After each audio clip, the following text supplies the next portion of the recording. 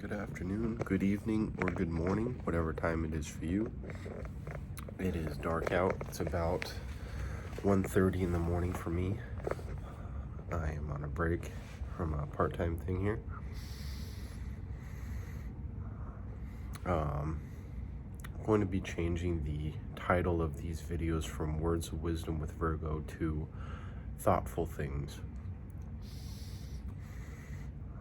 And part of the reason is I don't want to identify with astrology and by using the word Virgo, even though that wasn't really the intent behind it for me. Virgo was a nickname given to me by a person I care about and I really hope is doing well.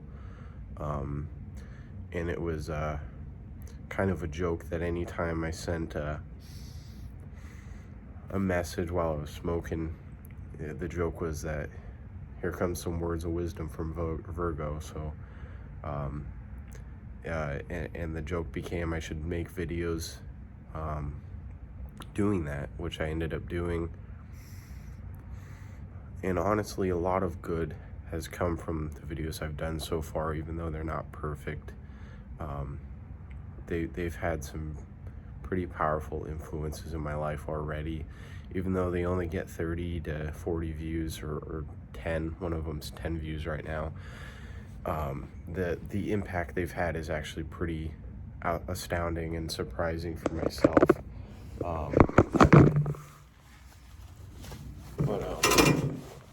I don't want to identify with astrology now because I don't have any convictions or beliefs in it, and I don't want that to be part of my persona, so to speak. But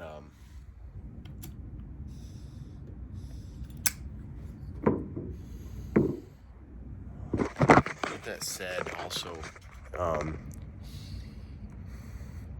you might be wondering why I'm doing the knife content and this. Well, as Ron Swanson would say, I have a license that says I can do whatever I want. Sarcasm, of course, but I want to blend the both. I want to be myself on here, but also that statement, I can do whatever I want, that can be really tricky and turn into a black hole. One of the tenets of Satanism is do as thou wilt, and might sound nice, but you can give yourself the freedom to do things, but that doesn't free you from the responsibility and the outcome of your actions. And that needs to be seriously thought of when you're deciding what actions you're going to be doing. And also what beliefs you are holding yourselves to. For example, in kind of the concept of this video is sand and stone, and be careful what God you choose. The idea behind sand, especially today with an immense amount of access to information,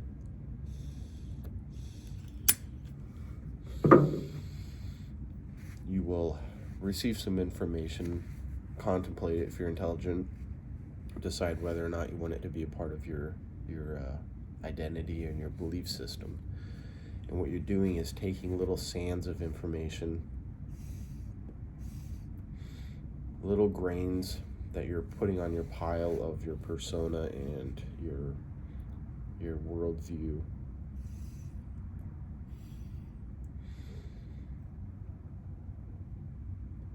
And that can be dangerous. As you may probably know, sand castles don't last very long. If you've ever been to the beach, you try and build something out of sand, unless you got the right consistency, it falls over. Even if you have the right consistency, it eventually falls over. It doesn't last long. It's not long-lived at all. And I want a legacy that is long-lasting. I want to be stone. Now, of course, stone has imperfections as well.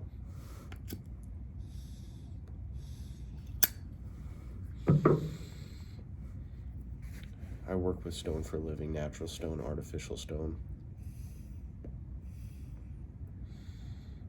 They're both imperfect.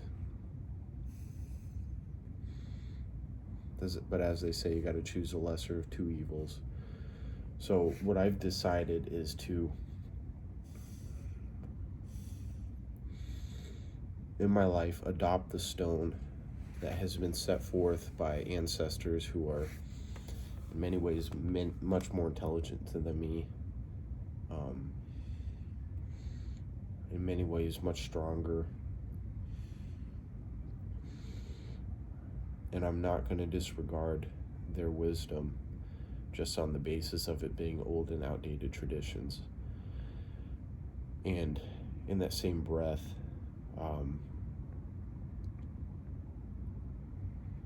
where am I going? What am I thinking about here?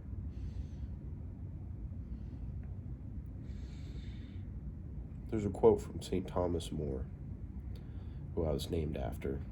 You can look up A Man for All Seasons. It's a movie. You'll be able to. There's a 1966 version and a 1988 version. There's also a book, I believe, on him. Good movies. Great person. Really, really wise. He was a lawyer. He was beheaded by the King of England.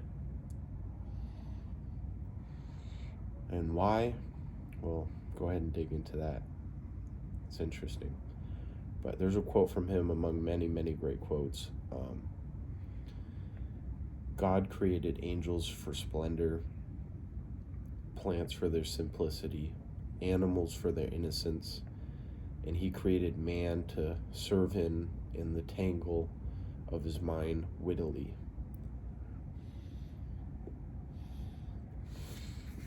So this very intelligent guy acknowledges that there's a tangle of your mind and that it's hard and messy even. It's a tangle of your mind, but wittily have to navigate that and come to a conclusion. Maybe not a purely logical scientific conclusion, but also logical and scientific blended with intuition, faith, and hope. If you subtract the faith and the hope, the logical scientific conclusion won't happen. You have to blend in the two. And the reason I say this is if you look into debates between atheists, theists, and non-theists, or atheists, or nihilists, or agnostics, the biggest thing they come to is they focus on the scientific and they forget to add in the concept of hope, that maybe we have to just hope and believe and have a little faith. And there's some reason I'm saying that.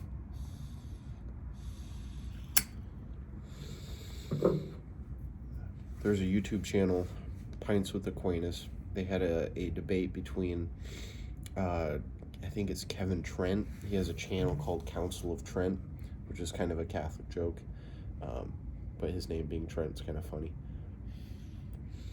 And another guy, Alex, who was raised Catholic and decided to be a non-theist. Not necessarily an atheist, but a non-theist. His biggest problem is the presence of evil in the world, and excessive evil, and pain and suffering. And that is one of the most common complaints, or I suppose you could say cases against theism, is that why would there be such unnecessary, incredibly dark evil and pain and suffering in the world if there is a good, just God?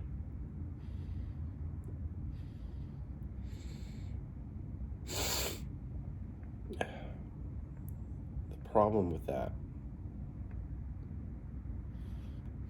is many. The problem with saying that a good God wouldn't create evil. That's like going to a gym and not seeing any weights, not putting your muscles through stress to grow them, to tell them what they need to do, not using weights, not stretching. If you've been through physical therapy for anything, you know it is incredibly painful, and you push through the pain, and on the other end may still be pain.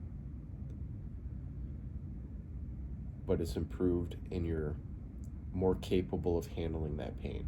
It's it's it's like the purpose of life, I believe, is to grow and to learn. The same way a tree is planted, he may contemplate who planted me here, how did I come about, but regardless, the tree has to grow. If it wants to survive, it has to reach up, and it also has to reach down and grab roots. It can't just give up because it doesn't understand why it's there.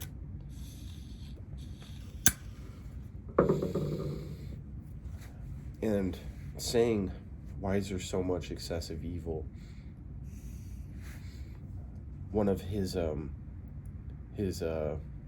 theoretical ideas was, if you could subtract maybe 50% of the suffering in the world.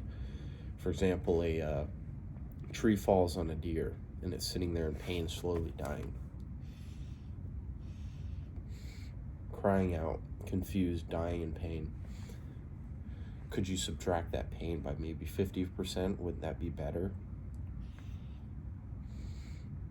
It doesn't change the fact that the tree would still be on the deer. It would still be suffering. It would still die. And let's say you subtracted that pain. Okay, good. Less pain for that deer. Good.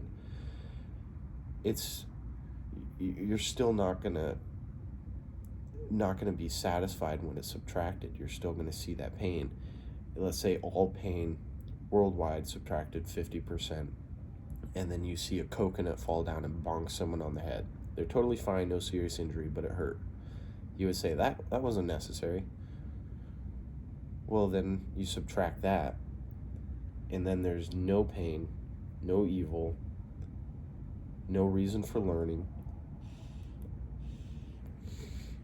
no real reason to survive because you're assumably going to live forever. The thing is, when do you stop subtracting the pain or the evil? It's almost like it's already perfectly set up.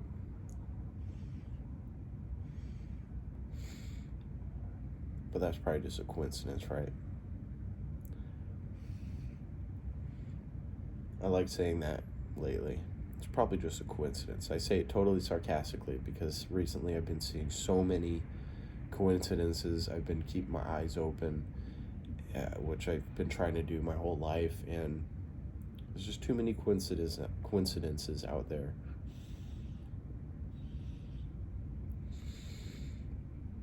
St. Thomas More wrote a book called Utopia. If you've ever seen the movie Ever After,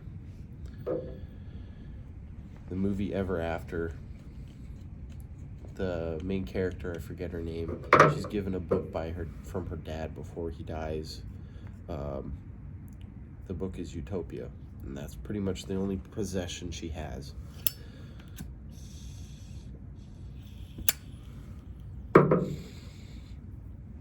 I listened to the audiobook of that recently. I'd like to buy it and read it so I can absorb it a little better, but the essential premise is there's a fictional place called Utopia where everything is tried to be organized as well as possible, trying to make a utopia, as it sounds.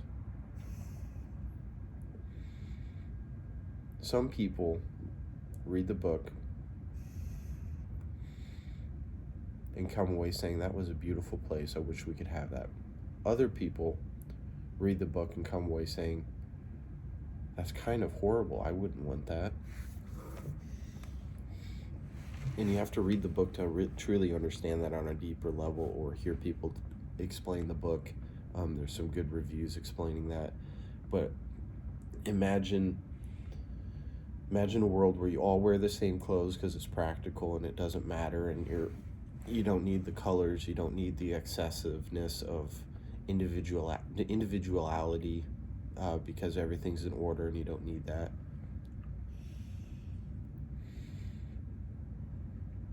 A world where there's no property because the whole community is essentially a family, so your neighbor can just walk in through the door and have dinner with you.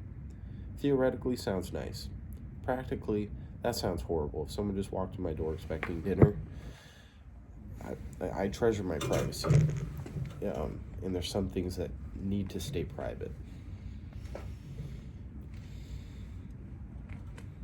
They also outsource their soldiers. They'd rather pay someone well to go die for them than fight their own battles.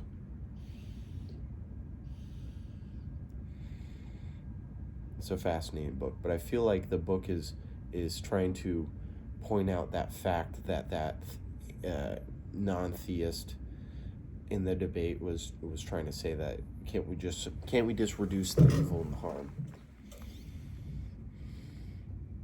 Sure, but you're throwing things out of balance, and different evils come in to take those place, which is why if you reject, and this is coming back to be careful what God you choose, because if you're rejecting certain evils or what you perceive to be evils or harms and not replacing them or replacing them with something potentially far more dangerous, that can be that it's simply that it's far more dangerous, simply that. And some people think you don't have to choose, you can just float through life. Well, someday you will die.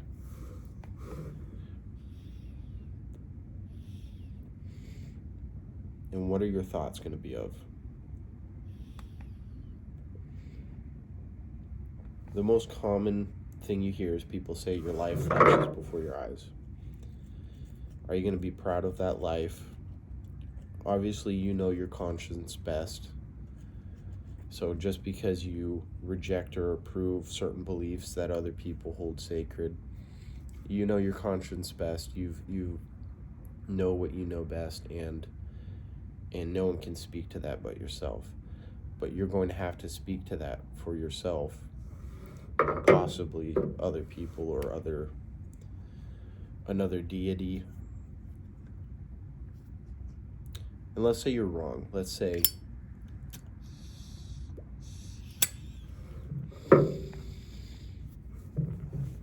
you accept a deity.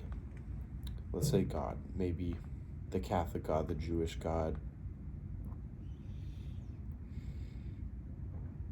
and you try and live by the values that this community, the church, the traditions, the old literatures set forth, and you lead what you believe in your conscience and your heart is right, and it feels right, and everything's in place. Whether while you're not perfect, you try to lead this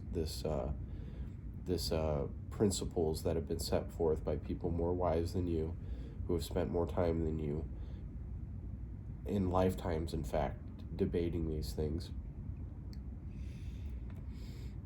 And you follow your example and you die, and let's say you're wrong and there's nothing and it's blackness. Well, there's a high chance that you're going to have that moment where your life flashes before your eyes, which everyone talks about. Are you going to be proud of what you see? If you've lived right, probably.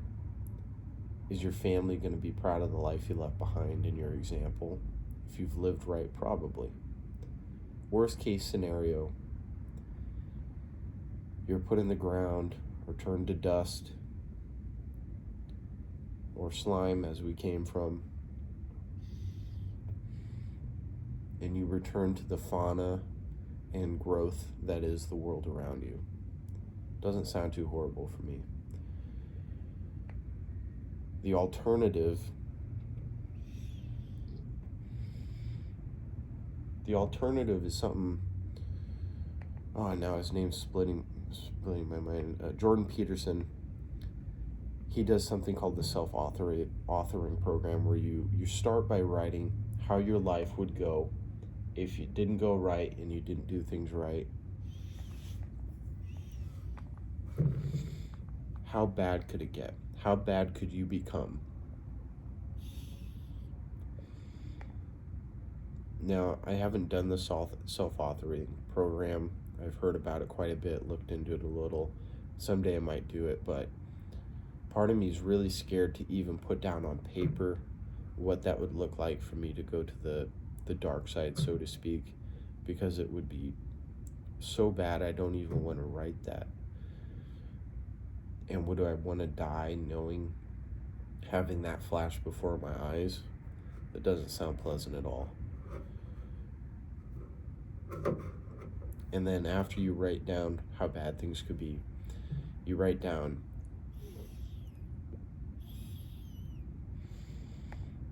I'm oversimplifying this. I'm sure he has more, so to speak, nuances in the self-authoring program, but then you write down how good your life could be if you took care of yourself as someone you actually cared about and respected, and you wanted the best for that person being yourself.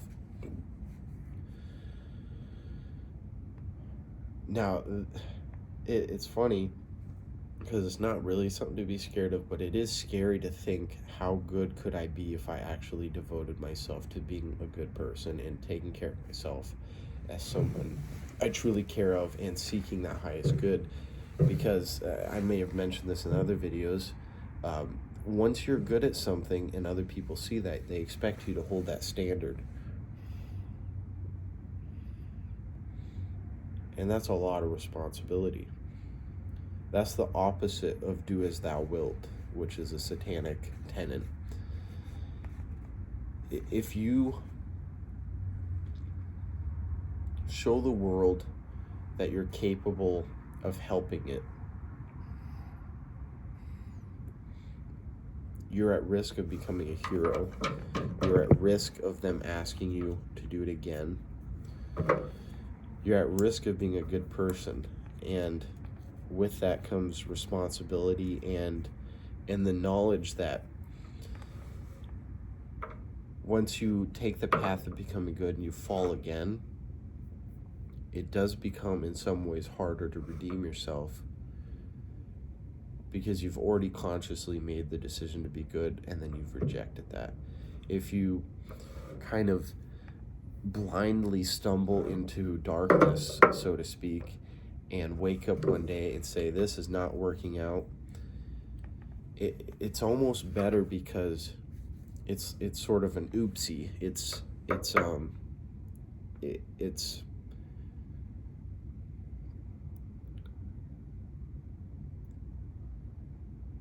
You, how do I say this? Someone I'm thinking of, I don't really want to say his name because he has a channel and I don't love all the things he puts out, and they're kind of, he's going in the right direction, but he's not there quite yet. But he went to a dark place in his life for years and years. He's completely covered in tattoos, head to toe, face even covered in tattoos, and now he's come to a faith, and he's trying to better himself. Someone like that has got conviction in their soul that the other alternative does not work.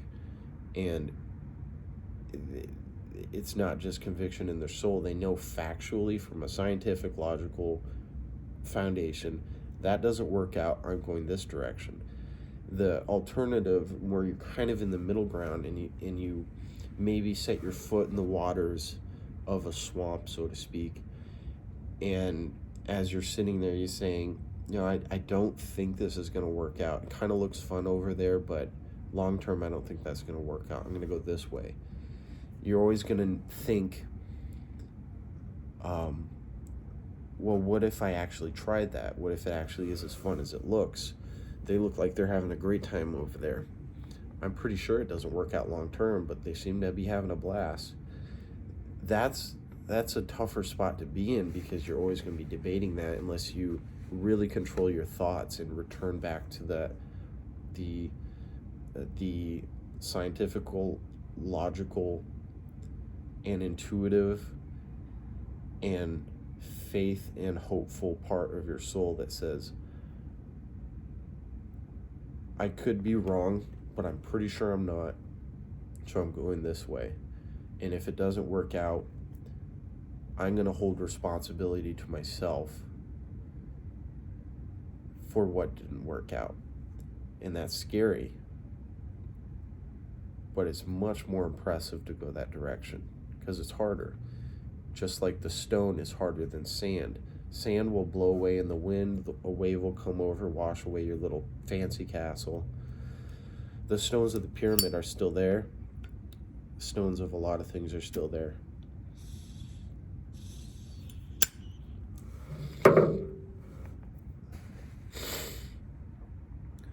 The ways of man feel like nature, but lead to death.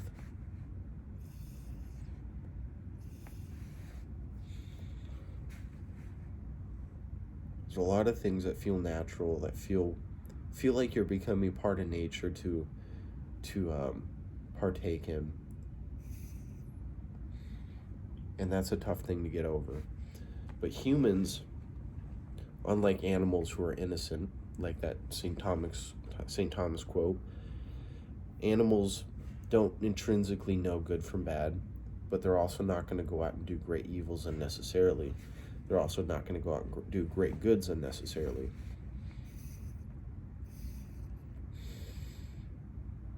Humans are gifted with this thing. It's a conscience, which some animals kind of have, sort of.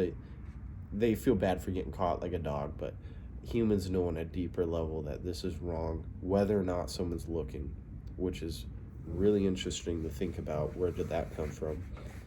Probably just a coincidence once again. There was another quote. Oh, actually, I say quote, but this is something I wrote recently. There is no limit to hate except where our own light casts it into shadows. There's no limit to love except where our own hate dims its light. And I wrote that before even watching these debates on atheism, theism, and non-theism, and so on. And I thought it, once again, a coincidence that I happened to write that and was thinking about that before watching these things and hearing them debate. The problem, or the proposed problem, against theism or a faith-based outlook on life having that case against it, that there's too much evil.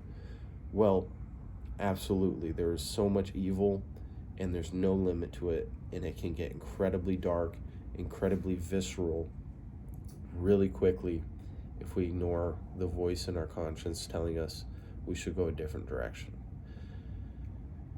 It's also a really, I think, a weak stance to say, well, things kind of suck, therefore I don't like it. I think that's a weak position.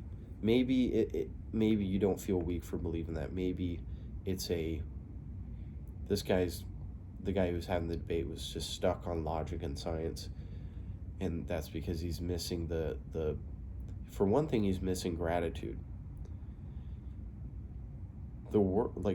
Coincidentally, the world is really cool. It's really pretty, and it's really cool, and it's fascinating. And the more we learn about it, the more we don't know. Another one of his cases against it was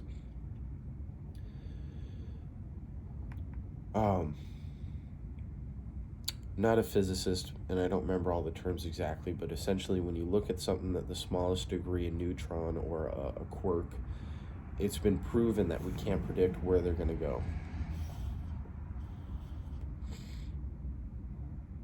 And his case is that because we can't predict it, there's no order, and the universe just happened and eventually figured itself out. And there's something I said a really long time ago as a kid, years and years ago. You can't put a bunch of metal in a blender and get a watch out of it. I said that as a kid, and I think that stands true to the day. You can't put metal in a blender and get a watch out. So it's an interesting contradiction that at the deepest level we cannot predict what something's going to do, this quirk, this neutron, or whatever it is, in the smallest level of matter. And it's almost like we're not supposed to know the future. That's what that's telling me. But at the same time, if that thing is provably random from a physics level, it's provable that it's random, and yet we got lucky enough to have this choreography, this